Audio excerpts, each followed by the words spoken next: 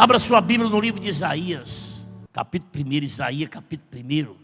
Visão de Isaías, filho de Amós, que ele teve a respeito de Judá e Jerusalém, nos dias de Uzias, Jotão, Acais e Ezequias, reis de Judá.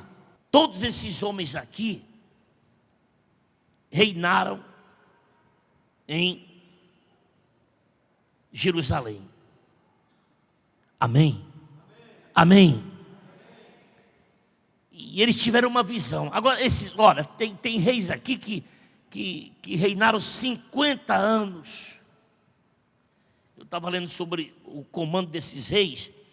E Uzias foi um que reinou por 52 anos. Começou com 16 anos. Um deles que eu estou falando aqui. Me chamou muita atenção a história dele. Mas todos esses reis que eu falei aqui, que teve a respeito de Judá e Jerusalém, nos dias de Uzias, Jotão, Acais, Ezequias, esse povo, todos eles reinaram, cuidaram do povo e tudo mais. Mas eles tiveram uma visão que Deus lhe deu a respeito de tudo do que estava acontecendo no mundo. Assim, às vezes a gente não percebe, nós não temos às vezes tanta sensibilidade para perceber o porquê que certas coisas acontecem na nossa vida. O porquê que certas coisas acontecem na nossa vida. Você vê que as pessoas, na maioria das vezes, não é uma regra, não estou falando que são todas, mas na maioria das vezes as pessoas, quando é bênção, ela fala, foi Deus. Ah, obrigado, Senhor. Se alguma coisa deu errado, ela fala, foi o diabo. Poxa, mas toda e qualquer reação do meu corpo, das minhas palavras, dos meus pensamentos, ou da própria natureza, ela vem em resposta àquilo que realmente foi ali praticado. Você vê os deslizamentos de terras, não é uma coisa à toa aquilo ali. O homem mexendo com o que ele não deve mexer. E por aí vai, no corpo da gente, na vida profissional e sentimental, sempre é uma reação. É uma reação. Então, nunca Deus, ele quis o mal da humanidade. Deus nunca quis o mal da humanidade. Não, Deus criou o homem para ser feliz. Para ser feliz. Mas as atitudes praticadas por nós, então ela tem uma resposta. E ele fala aqui no versículo 2, ele diz assim, ouvi, ó céus, e dá ouvidos, ó terra, porque o Senhor é quem fala. Criei filhos e os engrandeci, mas eles estão revoltados contra mim. Você observa que no livro de Gênesis você já começa a ver isso aqui. Você vai lá no livro de Gênesis e você já vê um povo rebelde, um povo que quer saber mais do que Deus, um povo que quer construir torres para poder se colocar mais importante do que Deus, um povo que leva um pensamento de criar uma comunidade, para que essa comunidade eles possam comandar. Você vê um bocado de projeto da cabeça do homem, e são projetos que não são projetos que agradam a Deus.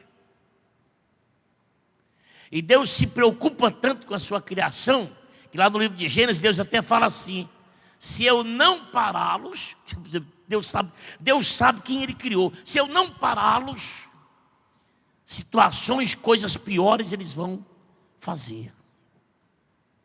O próprio Deus olha para a sua criação, e Ele sabe da inteligência da sua criação. Ele sabe do poder da sua criação. Ele sabe da capacidade da sua criação. Deus sabe. Por isso que Deus logo ali no começo já foi lá e repreendeu e exortou. Você vê que Deus misturou línguas para dificultar as ações que desagradavam a Ele. Aí você chega aqui no livro de Isaías, e aqui, onde se reúne esses nomes desses reis, e aqui Deus fala já a respeito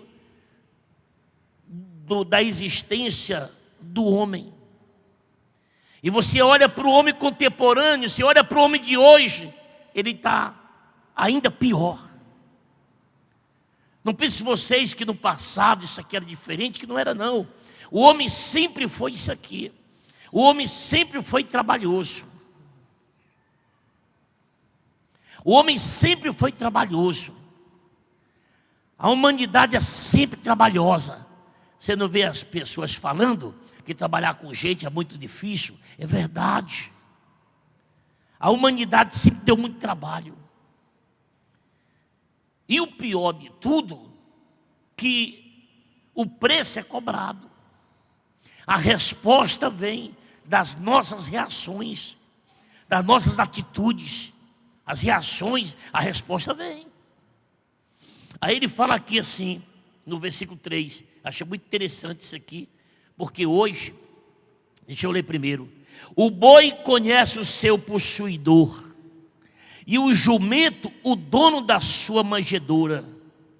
Mas Israel não tem conhecimento.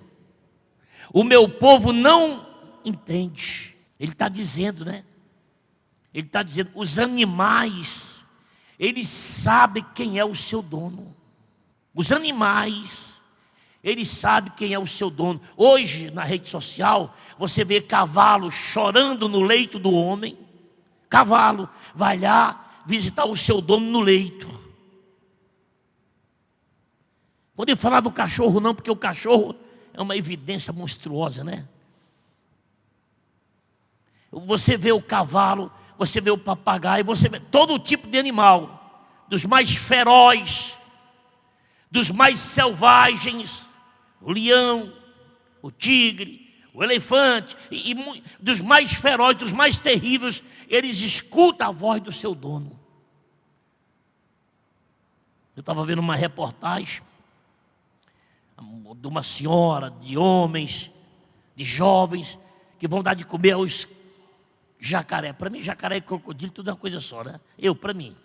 E eles ficam fazendo um movimento aqui na mão, gritando, e os animais da água, o jacaré, crocodilo, não sei o que é aquilo, mas eles vêm tudo comer. Sai da água e vêm comer. Aí, dessa palavra aqui, ele diz, o boi conhece o seu possuidor, mas por que que o homem não me reconhece? Que há? Que terrível essa minha criação. Quando eu só quero o seu bem, quando eu só quero lhe abençoar, eu os criei, lancei no mundo, mas antes de lançar no mundo, eu preparei o mundo para eles.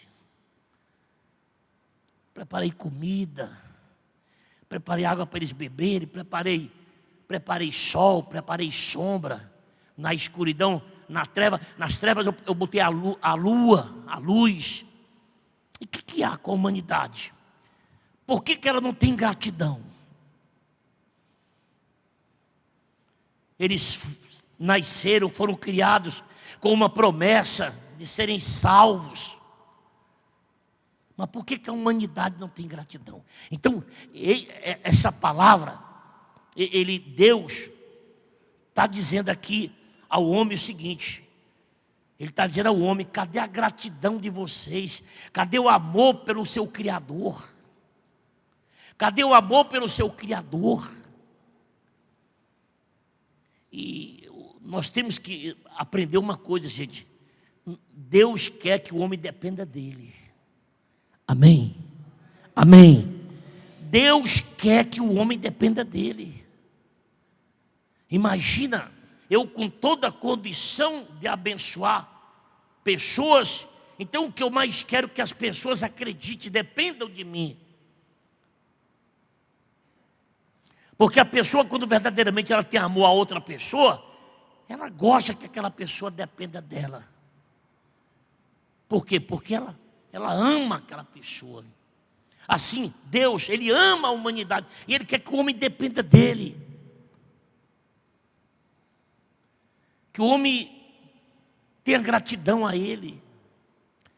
Mas o homem, ele se desvia, né? O homem está sempre se desviando. Ele entra na igreja, ele busca Deus por uma cura, por uma libertação, pela porta de emprego. Deus pode todas essas coisas. Deus pode curar, Deus pode libertar, Deus pode prosperar, Deus pode restaurar, Deus pode todas as coisas. A gente sabe disso. Mas o homem, nós estamos sempre nos desviando da bondade de Deus, da promessa de Deus. O homem não percebe que ele está se desviando da promessa. E quando é que ele se desvia da promessa? Quando ele se afasta de Deus. Ah, Deus parece que se afastou de mim. Deus não se afasta de ninguém. Olha o versículo 4. Ai desta nação pecaminosa, povo carregado de iniquidade, raça de malignos, filhos corruptores, abandonaram o Senhor, blasfemaram do Santo de Israel e voltaram para trás. Irmãos, preste atenção aqui. Olha para mim. Eles voltaram o quê? Para trás. O que ele quer dizer isso? Ele quer dizer que você deixou de crescer. Que você deixou de aprender. Que você deixou de servir. E voltar para trás, o sentido é esse. Você voltou de onde você estava. Você nem percebeu, mas você voltou de onde você foi retirado. E você sabe que tem muita gente que, usando a linguagem da Bíblia, que voltou para trás. Quando não voltou, está voltando. E aí depois ela fala, não, porque eu pequei, eu fiz aquilo. Não, você pode ter feito o diabo, meu amigo. Mas você não pode sair da presença de Deus. Você precisa estar na presença de Deus. Diga glória a Deus. Nós precisamos estar na presença de Deus. Nós precisamos estar na presença de Deus. A presença de Deus na vida do ser humano, ela é importante. Tudo que o diabo cria para quê? Para que eu saia da presença de Deus. Para que eu possa voltar de onde eu vim. Eu vim de uma situação que só Deus. E de repente Deus me trouxe até aqui. E eu não vigiei e estou voltando para o fundo do poço de novo. Aí ele fala aqui, né? Você vê que ele fala aqui. Diz assim, abandonaram o Senhor, blasfemaram do Santo de Israel e voltaram para trás. Versículo 5. Porque a vez de ainda ser feridos, visto que continuais em rebeldias, toda a cabeça está doente e todo o coração é enfermo. Ele diz, será que você precisa, ele está perguntando, será que eu preciso ser ferido novamente? Será que eu preciso passar por essa situação que um dia eu passei, que me deixou na vergonha, na humilhação, na escravidão, no sofrimento? Ele pergunta, será que você precisa passar por isso novamente? Aí ele fala, a sua cabeça está doente. Cabeça. E o teu coração também está enfermo. Ou seja, o que é cabeça? Cérebro. Pensamentos, planejamento, inteligência. Mas ele diz que ela está doente. Por acaso pode alguém raciocinar direito, estando com a mente doente? Pode alguém ter saúde a respeito do perdão, da desculpa, e dos seus sentimentos, se o seu coração está enfermo. Que sentimentos pode ter uma pessoa do coração doente? E quando eu falo de um coração doente, eu estou falando de um coração doente espiritualmente. Não é do coração com feridas físicas, não. O coração doente espiritualmente falando. Aquele coração cheio de vingança, cheio de ódio, cheio de raiva. Porque tem pessoas que o seu coração é em guerra toda hora. Ela sempre tem uma pessoa para ter raiva. Ela sempre tem uma pessoa para ela ter ódio. Ela sempre tem uma pessoa para ela ter intrigas. É como a cabeça enferma, né? A cabeça enferma é aquela cabeça que não para de pensar o que é ruim. Então, o que ele diz aqui na sua palavra? Verso 5. Porque a vez ainda de ser feridos, visto que continuais em rebeldia, toda a cabeça está doente e todo o coração enfermo. Ou seja, por isso que o povo de Israel naquela época estava no sofrimento, na dor, na angústia. Por isso que o povo estava na fome. Por isso que o povo estava naquela época vivendo como estivessem numa escravidão. E muitos ficam dizendo, mas eu não sei o que está acontecendo. Eu não faço mal a ninguém, eu não faço isso. Mas é isso que muita gente imagina, né? Ela está sempre olhando ao seu redor, mas ela não percebe que ela se desviou de Deus, que a sua mente está voltada para outro foco, que o seu coração já não abraça o que abraçava antes, que agradava a Deus. E por conta disso, aí a gente olha para dentro de casa, a gente olha para a nossa vida e você vê tudo andando, para trás. Porque eu me desviei da promessa do meu Deus. Nós temos promessa lá no livro de Gênesis. Nós temos promessa. Deus sempre foi justo. Você vê que quando ele chamou Abrão, ele disse: abençoarei os que te abençoarem. Deus nunca chamou o homem, ou nunca mandou o homem ir a algum lugar para que ele não tenha grande recompensa. Agora ele tem que lutar pela recompensa. Amém? Como o homem, o trabalhador, luta pelo seu salário. E Deus é digno, Deus é justo. Então Deus abençoa. Mas ele fala assim mais no 6. Desde a planta do pé até a cabeça não há nele coisa sã, sendo feridas, contusões, chagas inflamadas, umas e outras não espremidas, nem atadas, nem amolecidas com óleo. O que Deus está falando aqui? Que é tão grande o mal que está sobre a humanidade, que nem o óleo que se trabalha com ele no tratamento das feridas consegue amolecer o mal que está sobre a vida dessa pessoa. É assim que Deus está se referindo naquela época, principalmente ao homem. Porque Deus está tirando a sua culpa, né? Eu não sou culpa do homem estar em guerra. Eu não sou culpa do homem estar na fome. Eu não sou culpa do homem estar doente. Eu não sou culpa dele ser viciado. Eu não sou culpado de nada. São eles que não fazem o dever de casa, né? Aí você vai lá para o versículo 18. Vai para o versículo 18. Vinde, pois, e arrazoemos, diz o Senhor.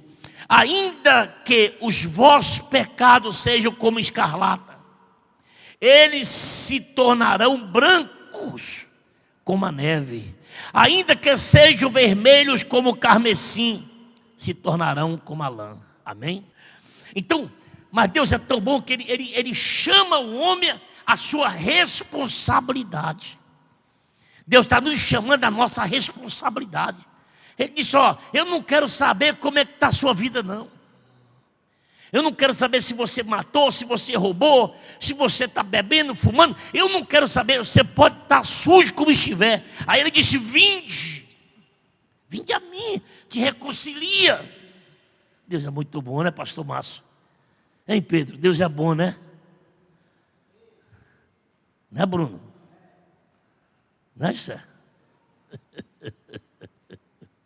Deus é bom porque será que nós homens temos essa capacidade de perdoar? Será que nós homens temos essa capacidade de perdoar sim? Uma pessoa que já pecou tantas vezes contra mim e eu vou continuar perdoando ela toda hora? Não, acho que não. Nós não temos essa capacidade. Por isso que ele fala assim: ainda que os vossos pecados sejam como escarlata, eles os tornarão branco como a neve. E ainda que sejam vermelhos como o carmesim, se tornarão como lã. Mas ele chama. Deus está toda hora, pelo amor que ele tem à humanidade, ele não quer nem saber o que você fez, mas ele está toda hora querendo abençoar a gente, chamando a gente para a reconciliação, chamando a gente para a conversa, chamando a gente para salvar. Isso é legal demais, é ou não é, pessoal? Sim ou não? Isso é muito bom, para você ver como você não pode reclamar de Deus. Você não pode reclamar de Deus. Uma coisa é dizer não me deram oportunidade. Uma coisa é dizer não me deram oportunidade. Uma outra coisa, eu sempre tive oportunidade e não abracei as minhas oportunidades. É isso o problema. Aí ele fala assim, né? No versículo 19, verso 19 ele fala assim: se quiserdes e me ouvirdes, comereis o melhor dessa terra. Olha aí, olha para mim, igreja. Se quiserdes me ouvirdes, comereis o melhor dessa terra. Deus está chamando o homem à responsabilidade. Deus está dizendo assim: é culpa sua isso, é culpa sua aquilo. Mas ele está dizendo: mas se você mudar de ideia a meu respeito, você vai comer o melhor dessa terra. Diga glória a Deus.